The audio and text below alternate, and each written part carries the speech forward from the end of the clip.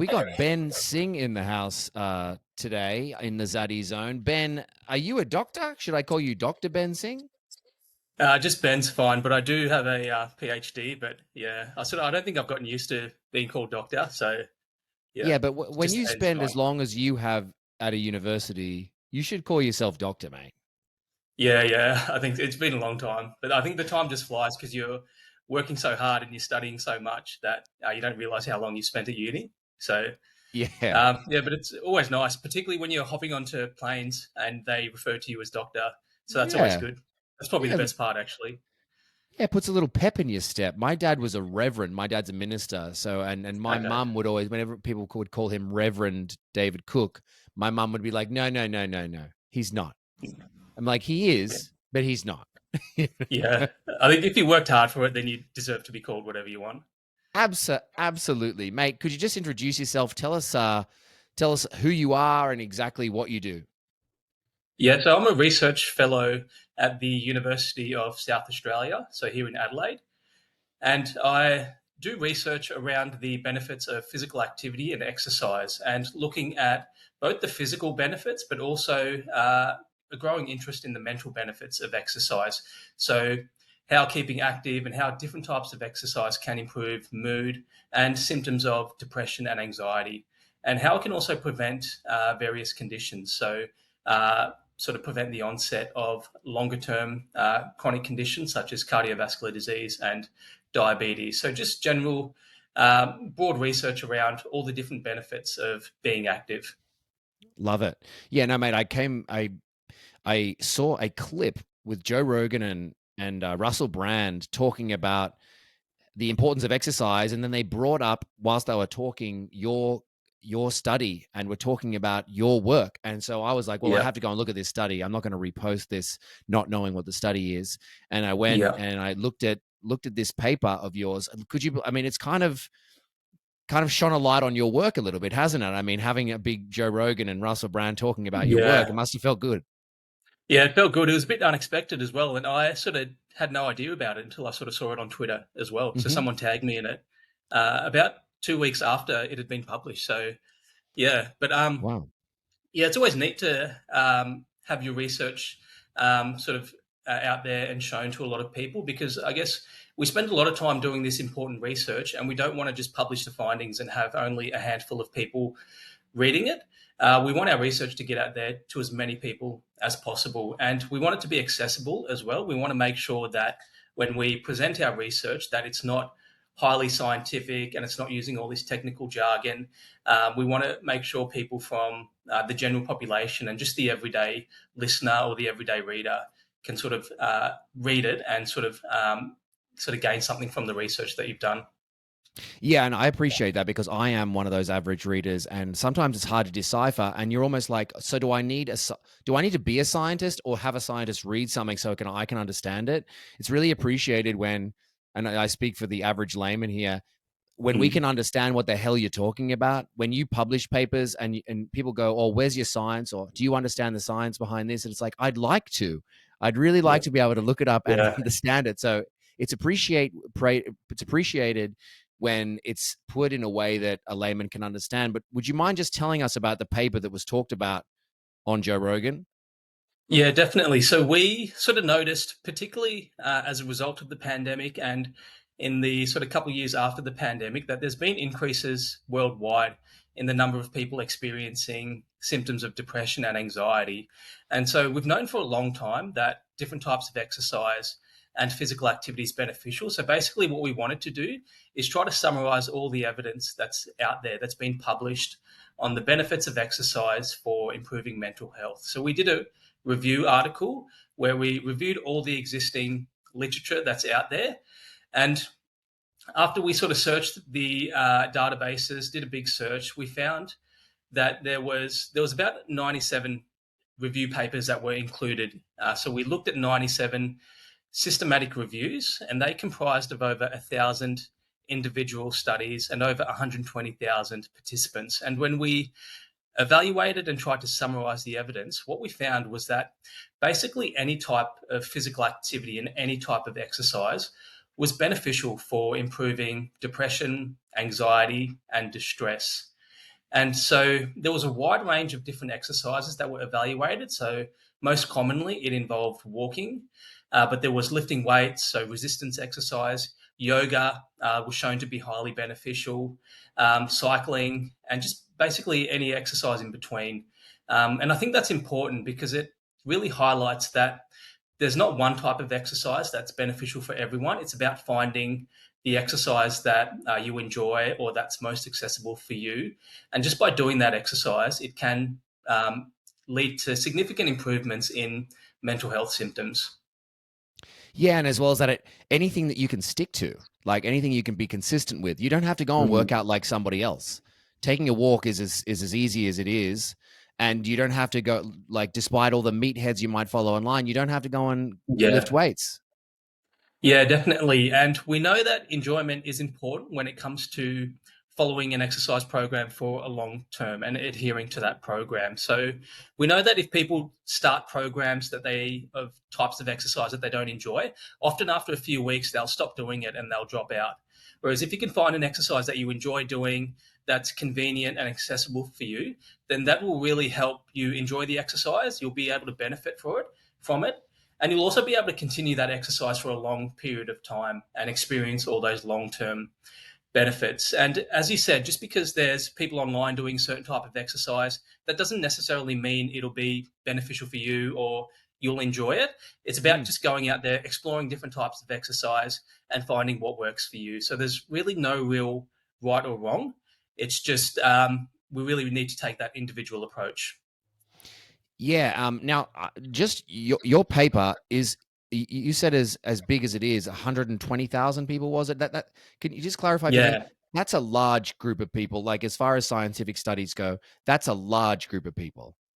Yeah, so it was 120,000 people worldwide, and what was important is they involved a range of different populations. So Mm. a lot of the people in those that we reviewed in those studies, they were diagnosed with depression or anxiety, but there were a lot of studies that involved healthy adults, and even among those healthy adults, we saw improvements in symptoms of depression and anxiety. So these are people Mhm. that don't have a diagnosis of a mental health condition, but I think we've all experienced throughout just a typical week, there might be periods where we're feeling a bit anxious, or certain life events might cause periods where we're feeling a little bit depressed.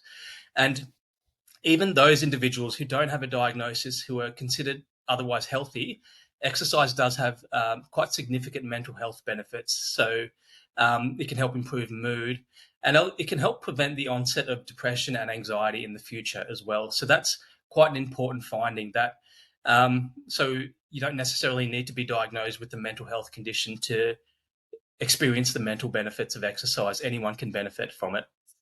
Yeah, so kind of like I guess what you're talking about is even if you're not clinically depressed, you haven't been diagnosed, but if you have off days, if you're having a bad day, Yeah, it's kind yeah. of leveling out your baseline, I suppose.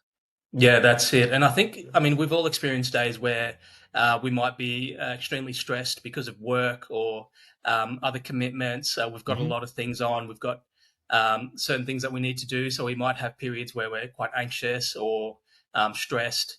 And I know personally, they're the times when exercise can be difficult to fit into your schedule when you're extremely busy and you're extremely stressed. But there are also the times where we're probably most in need of sort of getting out, doing 20 or 30 minutes of exercise. Because I'm sure we've all experienced that period where after we've done a good workout, maybe we've gone for a run or we've lifted some weights or just gone out for a hike, that period after, you do have that boost in mood.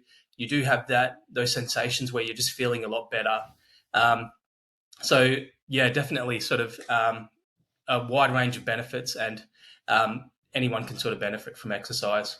Yeah, I'd like you to go into that right there about what is it exactly about exercise that makes it so incredible for our mood and our brain and is it pheromones or what's it endorphins and things like that? I don't understand that at all. Could you enlighten me Yeah, on so that? the sort of physiology behind it is less so my research area, but there is a lot of research to show that it does release hormones in the brain that can help, that can cause positive changes in improving mood and Mm, relieving those symptoms. And a lot of the longer term changes that occur in the brain are, there's less known about it.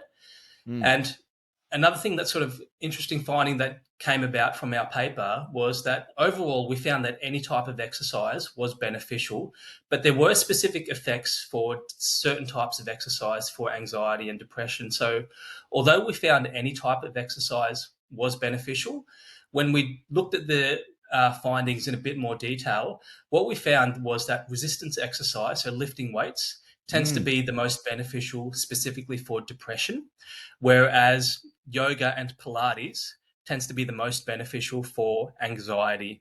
And so that's important because it does highlight that there might be some specific mechanisms for different types of exercise. So, for example, yoga for people who are experiencing anxiety or they might be prone to having panic attacks. We know that sort of yoga provides that sort of meditation and that calming effect. It helps to regulate breathing. And they're all factors that might seem to be more beneficial when it comes to specifically looking at anxiety. So yeah. again, I think the take home is just because the evidence does suggest that certain types might be better for certain conditions. Again, it's about just trying the different types of exercise and finding what you enjoy. Yes, and I just want to say again, I just think I've been exercising for years, and there's Yeah. nothing like consistency. People who come back and come back again and come back again and don't stop and don't fad diet or fad exercise. Mm. They're not like I'm gonna give it 2 months and see what can Yeah. happen. It's like make Yeah. it integrated into your life, and one of the best ways you can do that with consistency is make it enjoyable for yourself. So that you don't feel like you're doing a chore. I mean, sometimes it has to be a bit of a chore. Sometimes you don't want to go to the gym or go to exercise, but making it as enjoyable for yourself as possible so that you can do it as consistently as possible, I think is really important. Would you agree?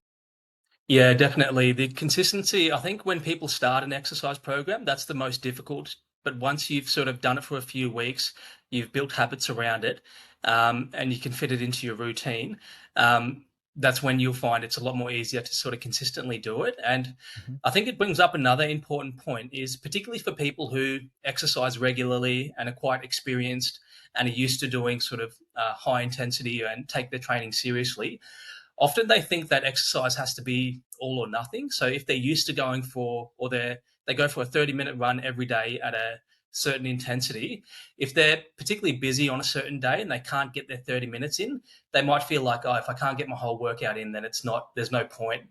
But the evidence suggests that even on those days where you can't fit in your full workout, just getting out for a sort of 5 or 10 minute run, just doing a little is still beneficial. So it's definitely not a case of all or nothing. And I think that's very common amongst sort of competitive athletes who are used to training at a high intensity.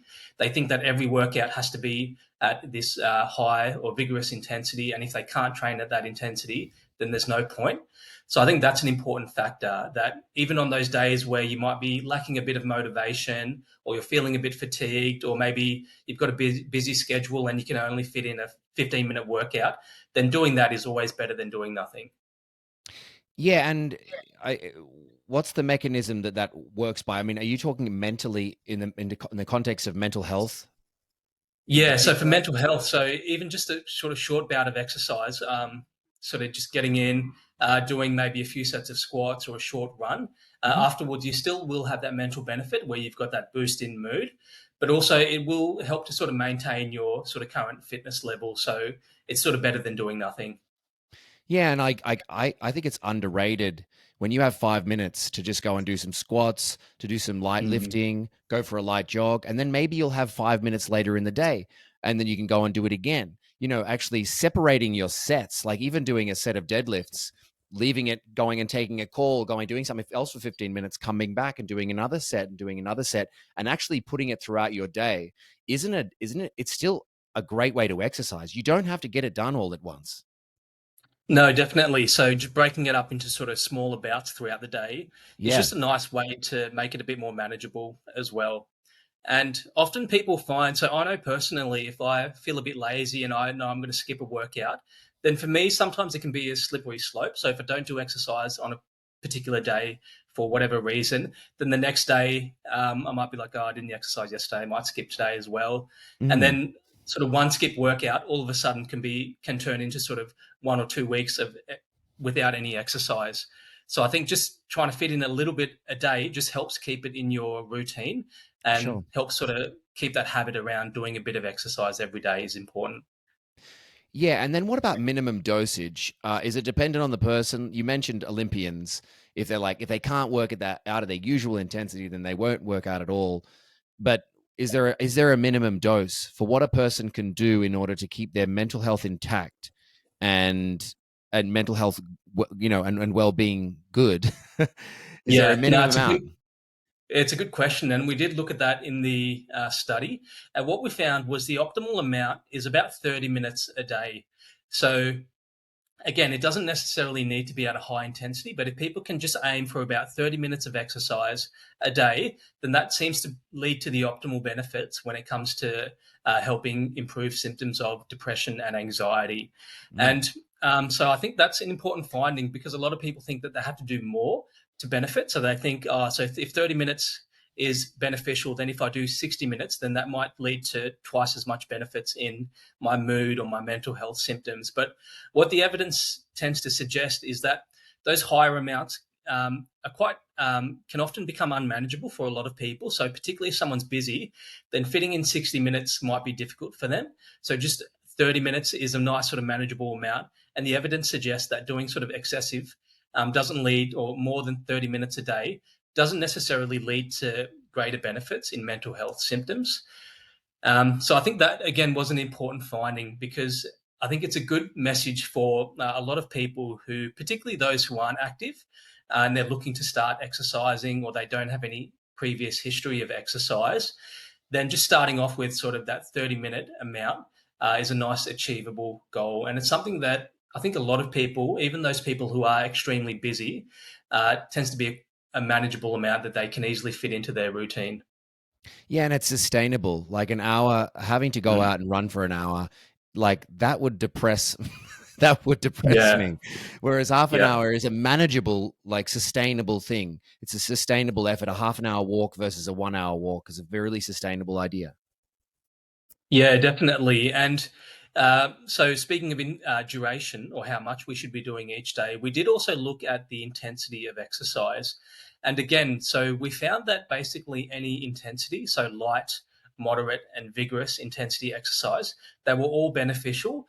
But there does tend to be greater benefits in depression and anxiety with higher intensity exercise. So, again, I think that's an important finding because if someone's going for a 30-minute walk each day, then perhaps we know it's important to try to progress the exercise and Mm. gradually do a little bit more each day. So if you can only fit in 30 minutes a day and you're doing a 30-minute walk, then perhaps trying to increase that intensity. So maybe trying to build up to a slow jog um, can lead to greater mental health benefits. But again, it sort of comes down to the individual. So I know similar to what you just sort of said, if I was told I have to go for a 30-minute run each day, I think that would probably cause me to feel depressed. Whereas if someone told me, oh, a 30-minute walk, then that's sort of something I could manage a bit more, uh, a bit better, particularly for people who might not have a history of exercise. So, yeah, the evidence suggests that higher intensities tends to lead to greater benefits. But Mm. again, we don't want to lose fact that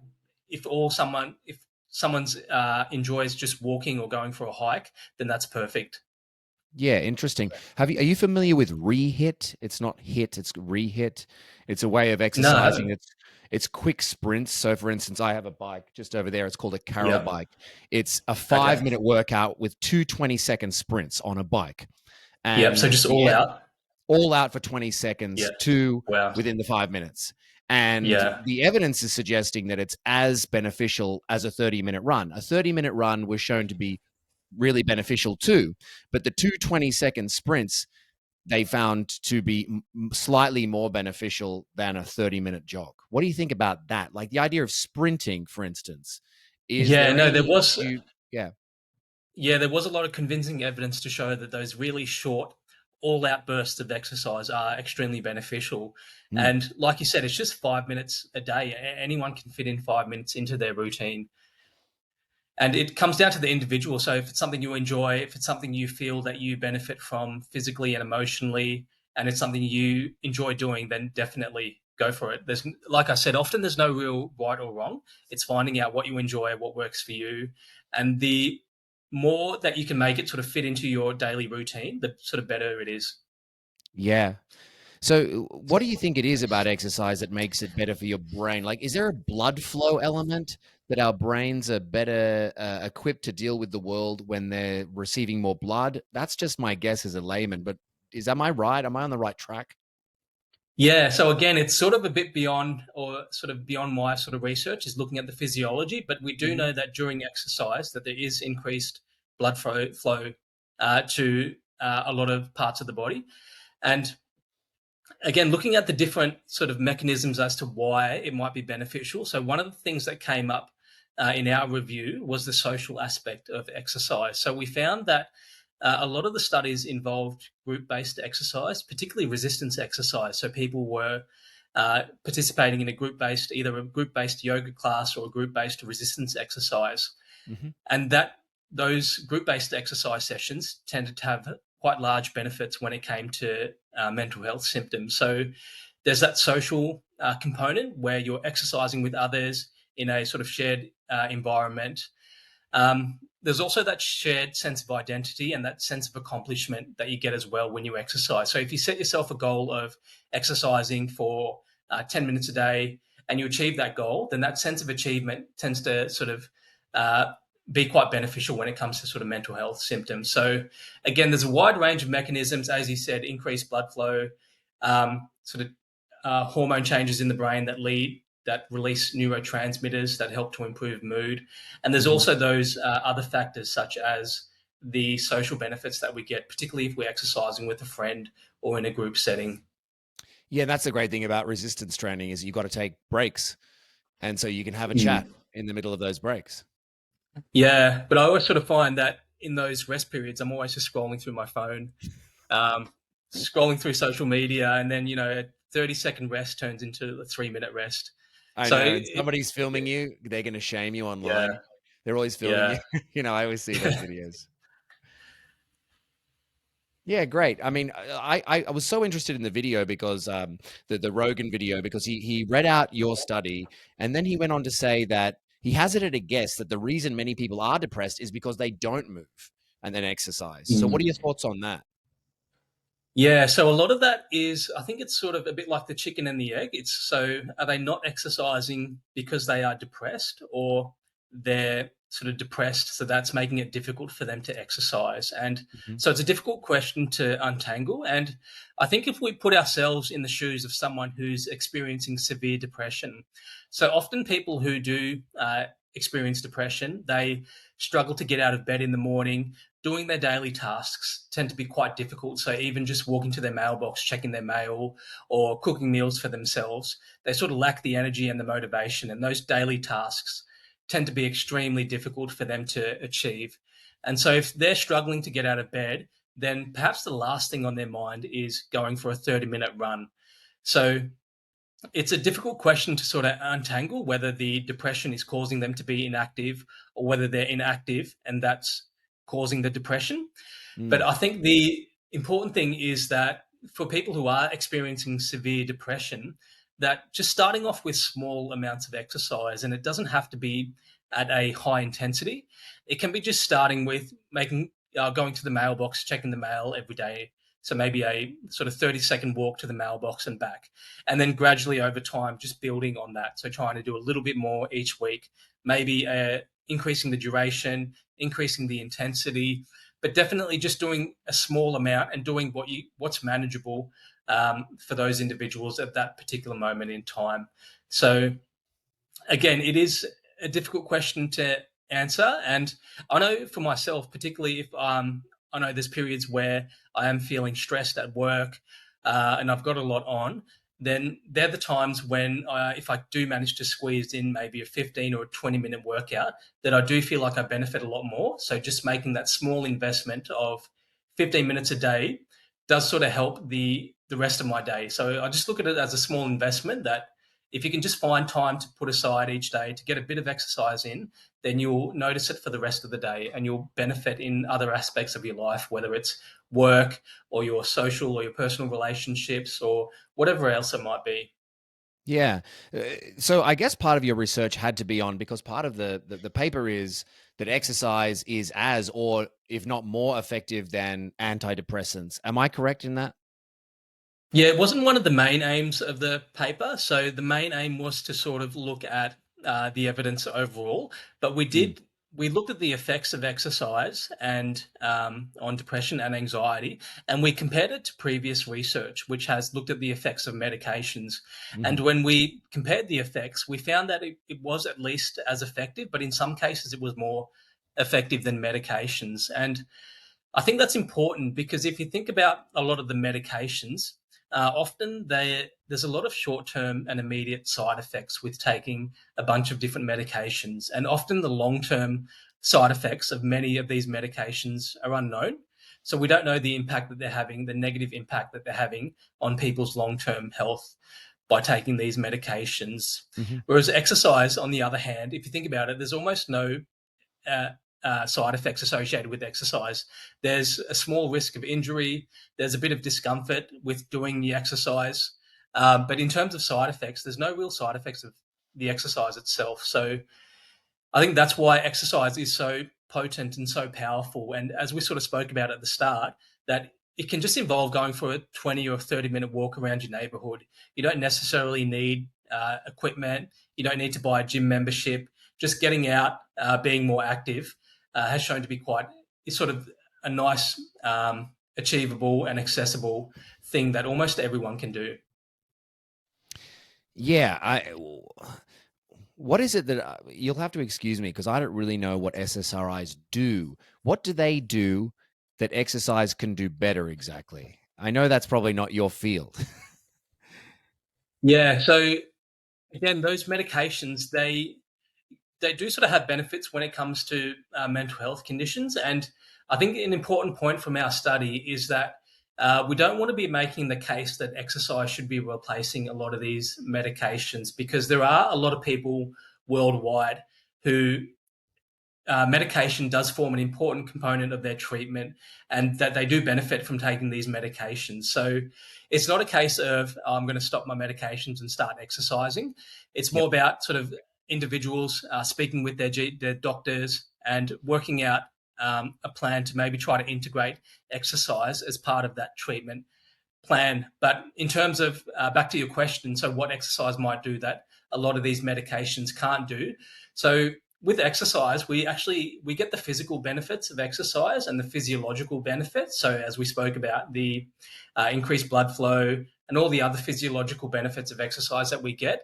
But as I spoke about earlier, exercise also has those additional benefits in terms of the social and the psychosocial aspects. So exercising with a friend can be quite enjoyable for a lot of people, or exercising in a group setting. You get that social cohesion. You're working with people who might have similar goals as yourself. So um, there are a lot of benefits that we sort of don't really get with the medications. Hmm. So I think that's an important component that we should always try to emphasize when we're thinking about exercise, that it's not just the physiological benefits, it's those social and those psychosocial benefits. So um, exercising with a friend or in a group, as I mentioned. Yeah. If people can take SSRIs with a friend, maybe that's a good idea. Yeah. Well, maybe that can be our next study.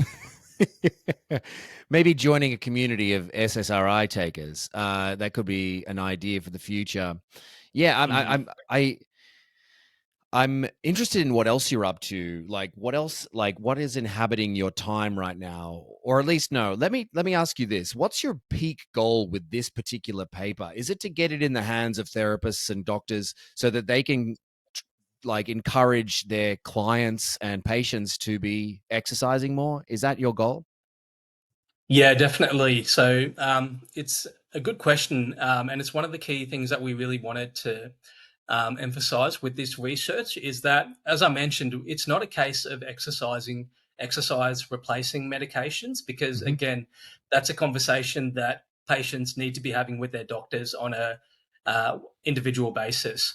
But it's about sort of trying to include exercise in that conversation when coming up with treatment plans for patients. So for certain patients, that might mean medications and fitting in 30 minutes of exercise a day. Or it might mean if someone's currently taking medications, if they can integrate exercise, then perhaps over time, it might mean that they're slowly able to reduce the dose of that medication. So Yeah. it's trying to increase the awareness of the benefits, the mental health benefits of exercise, Yeah. and trying to really advocate for exercise to be included in that conversation when doctors are talking about treatment options with their patients. So we don't want them to just resort to medications as the only type of treatment. We want everyone to be aware that being active can help not just treat and manage a lot of these conditions, but also help prevent the onset. So for people who aren't experiencing mental health symptoms, just by being active, they can sort of prevent or reduce the onset of experiencing a diagnosis of depression or anxiety later on in life. Yeah. I was wondering if you have a way or if you have any recommendations for people who may be feeling some mental health issues, a recommendation of them. Should they talk with their doctors? They should definitely talk with their doctors before getting off medication, but how should they bring up this, like this study in particular and this work? Yeah. So when it comes to those individuals who might be experiencing symptoms, as you said, the most important thing is to speak with a sort of healthcare professional to try to receive the appropriate treatment. But in terms of exercise, like we spoke about earlier, like anyone can just sort of walk out their front door and go for a quick walk to improve their symptoms. So it doesn't necessarily require a doctor's prescription to exercise.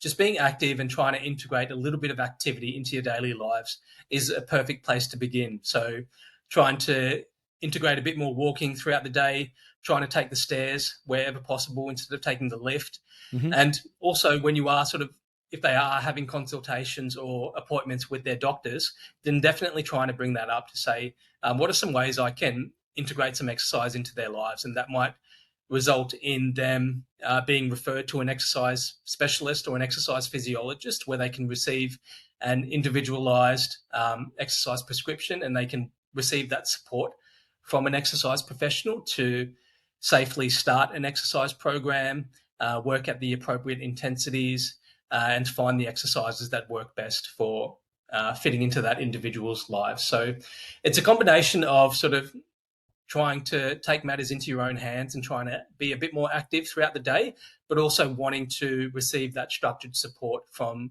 an exercise professional. Yeah, love that. Love that. So where did you see the improvements where exercise was more effective than medication? In what, like if you don't mind me asking, in what conditions? So basically, any condition. So we found that there was a wide range of individuals that were included in the study. So they included healthy adults without a diagnosis. There were a lot of studies with individuals with cancer and breast cancer, and also individuals who with a diagnosis of HIV and kidney disease. We Hmm. found exercise was extremely beneficial for improving mental health symptoms in people with those conditions. And I guess if we think about it, so people who might have just been diagnosed with breast cancer or HIV or kidney disease, often it's quite a difficult time emotionally. So it might result in them experiencing increases in depression or increases in anxiety, just being diagnosed with that condition and having to Yep. go through all the treatment. So we think that because they're going through a difficult time, that they do have quite high baseline levels of depression or anxiety, and because they have sort of higher baseline levels, that means that there's basically greater capacity for them to improve. So there's a lot of um, space for them to improve those high symptoms. So Hmm. again, um, and exercise was shown to be a potent tool for helping improve symptoms of depression and anxiety for individuals who were going through those quite difficult diagnoses. Yeah. And so again, in individuals who might be in that position, again, it's about speaking with your healthcare professional to be maybe referred to an exercise physiologist who can provide a tailored exercise program that might fit in with their treatment for their cancer or their treatment for their kidney disease. Yeah. Wow. Super interesting. I mean, um, I know you didn't necessarily want to go into this, but I'd love to hear what particular types of exercise. You mentioned that resistance training was better for people with depression and yoga and Pilates better for people with anxiety. Any other recommendations for really how we can exercise at best? I know minimum half an hour doesn't matter what it is, but are there certain types of exercises that you really found to be beneficial for everyone? So basically everything, there was a wide range of exercises. We found cycling was quite common as well. So just Mm-hmm. hopping on a bike, as you said, that's what you do. It's quite popular at the moment. A lot of the studies, however, we found involved indoor cycling on a sort of a cyclogometer or a spin bike. Yeah. But and there's less evidence on actual sort of outdoor cycling on the road. So Too that could be an dangerous. important area. Yeah, Let's perhaps, not or encourage that, mate. Let's not encourage yeah. that. They're annoying. Um, Yeah, so I know I'm in Adelaide, and there's a lot of cyclists here, particularly on the weekend. Oh my But God. there's less research around that. Um, and walking again, that was the most common, and lifting weights, as I said. So all the common exercises were shown to be quite beneficial. But I Mm-hmm. think what was quite interesting is looking at the sort of the mind body exercises. So there's a lot of recent evidence looking at yoga and Pilates, and they tend to be extremely beneficial. So for the mental health side of things. And we know they're quite popular modes of exercise. So there's a lot of yoga classes, there's a lot of Pilates classes, particularly here in Australia, and I imagine the same where you are. And there's a lot of emerging evidence to show that how beneficial and how important these exercises are. And often it's perhaps likely that it's not just one exercise, that maybe there's a need for fitting in a range of different exercises for individuals. So instead of just focusing on lifting weights, for example, it might mean maybe fitting in weights, lifting in weights 3 times a week or twice a week, fitting in some aerobic exercise such as yoga a couple times a week, and then maybe Mm-hmm. even a yoga, aerobic exercise such as walking or cycling a few times a week, and then yoga. So again, I think the optimal approach, we weren't able to directly assess this in the study, but I think the optimal approach is fitting in those various types of exercise throughout the week. So then you're experiencing a wide range of different benefits from those unique exercises. Yeah, that's super interesting. What about? I was told by a psychiatrist last year. He's a really amazing guy. His name's Dr. Arman, Dr. Daniel Arman. He's quite Yep. famous, and he was telling me that he was recommending to me sports with a paddle and a ball. He was saying tennis, pickleball, table tennis, particularly great for the brain. Have you ever heard of anything like that? I haven't heard of that research, but it definitely makes sense. And there were a lot of studies that we looked at that did involve team-based sports, and Mm, they tend to be quite beneficial as well. So I guess anytime when you're in a competitive environment, you're active with a team of other people who have the same goals as you, you get that shared sense of sort of community and that shared sense of accomplishment when working as part of a team. So again, I think it comes back to the individual. If they're currently playing a team sport, or they're whether it's basketball or playing some footy or whatever it might be on the weekends, then hmm that we know tends to be quite beneficial for mental health.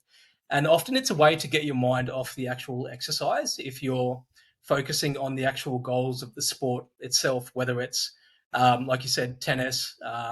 You're trying to sort of score points against your opponent. That Yeah. can take your mind off the fact that you're participating in high intensity exercise and can make it more beneficial for a lot of individuals.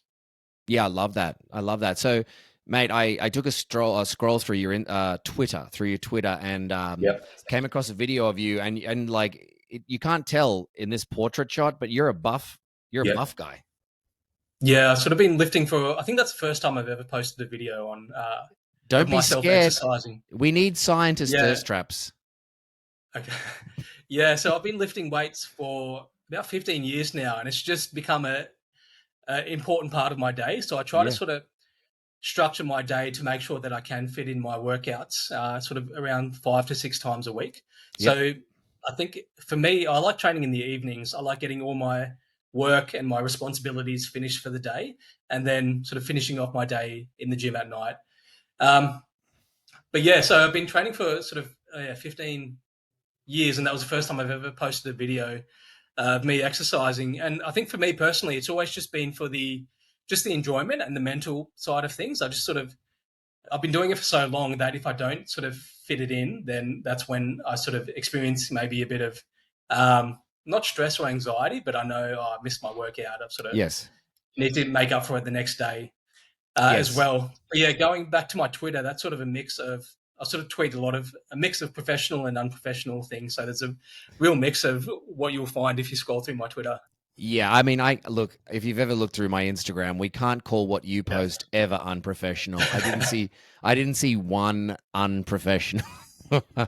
unprofessional thing. It was all very tame. I'm a bit loose on there, mate. But no, it's good to have you know what it is? It's good to have a scientist who's actually living the things Mm. that they're talking about, because that's an important part of it too, that you're always like, okay, well, this scientist wrote this paper. Did they act it? Do they live it? Yeah, and I think it's similar to that common example where if there's a doctor who's got a cigarette in their hand and they're telling you to quit smoking, then often it's difficult to follow that advice. Mm-hmm. And yeah, I think particularly in the exercise community there and research community, there are a lot of researchers who are quite active themselves, and there's a whole mix of different exercises that a lot of researchers that I know are involved with. Mm-hmm. And often it doesn't necessarily need to be a structured regime where they go into the gym 3 times a week. It can be sort of just fitting in exercise into their daily life. So I've got a lot of colleagues who just walk to work, and it's sort of a 30 or a 40-minute walk. And even just fitting that in is sort of a perfect way to, you're commuting, you're getting to work, but you're getting in a bit of exercise at the same time. So it doesn't always necessarily need to be that structured exercise program. Just whether it's a sport or any way you can sort of fit in a bit of physical activity into your life is always a good way to go.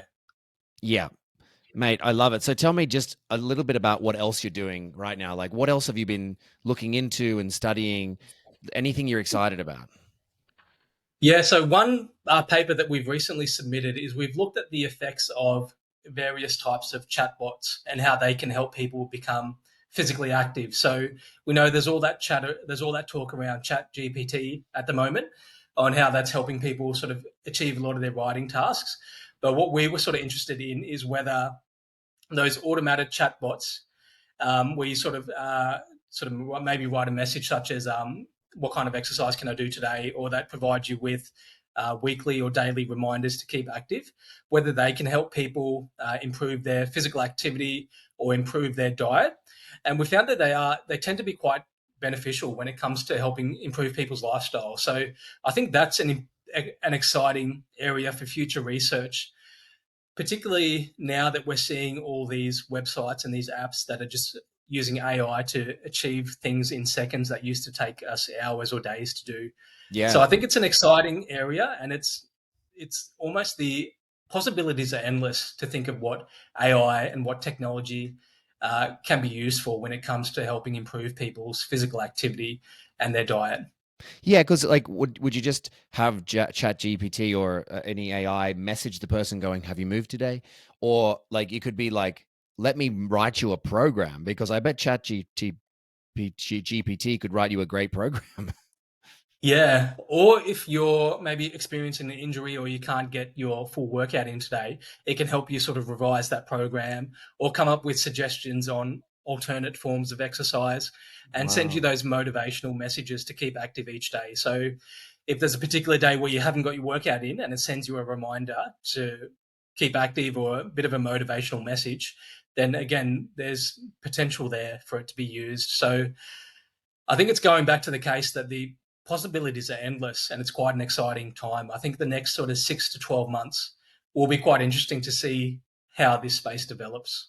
You could link it to a person's wearable, like a Whoop or an Apple Mm. Watch, and so that it Yeah. knows. Maybe Yeah. people don't want to be invaded like this, but it knows whether you've moved or not. And when you have Mm. moved, it can tell you how you did move. It can tell you a little bit more than maybe the wearable could. Yeah, definitely. I mean, the possibilities are endless, like your wearable or even just your smartphone. Just greater feedback on your intensity, Mm-hmm. um, suggestions for alternate workouts, or yeah, just I think it's almost I think difficult to even comprehend what it could involve in the future. Yeah. But yeah, it's definitely an exciting space, and it's moving so quick. It's hard to keep up with. Yeah, I mean, something I hadn't even considered that it could help people with their Mm. fitness goals. And I even heard Elon recently say Mm. that he wants to shut it down because it's moving so fast.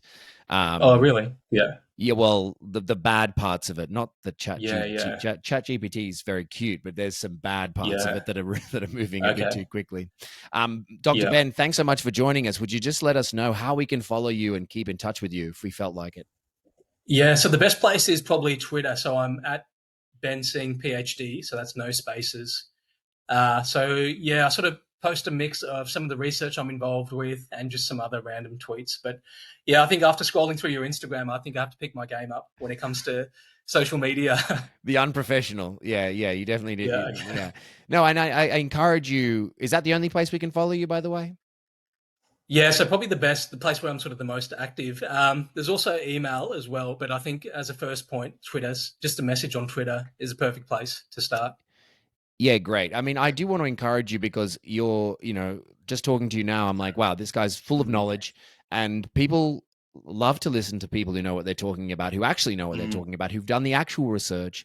So if you ever feel like coming over to the medium of videos like TikTok and Instagram and YouTube, we're ready to hear what you have to say. It's not very hard. You just put the phone Yeah. up to your face, talk about what you know about, make it a minute clip or less, post it up with some captions, and you'll be surprised at how much interest you can gain. Yeah. No, that's definitely great advice. I think, yeah. So I've sort of had a look through what you've been doing and I'm sort of become a fan already. So Oh. any advice I can take from you, I definitely appreciate. No, yeah, I mean, you got to get your information out there. I mean, you know it. You don't Mm. want to That's sit it it. like put it in scientists' Yeah. hands. They'll ruin it. You got to put it in the people's Yeah. hands. Yeah. Yeah, definitely. And I think it is an important component, just being able to communicate your research and getting it out to as many people as possible. Yeah, love it. Dr. Ben Singh, thanks so much for joining us on the Zaddy Zone.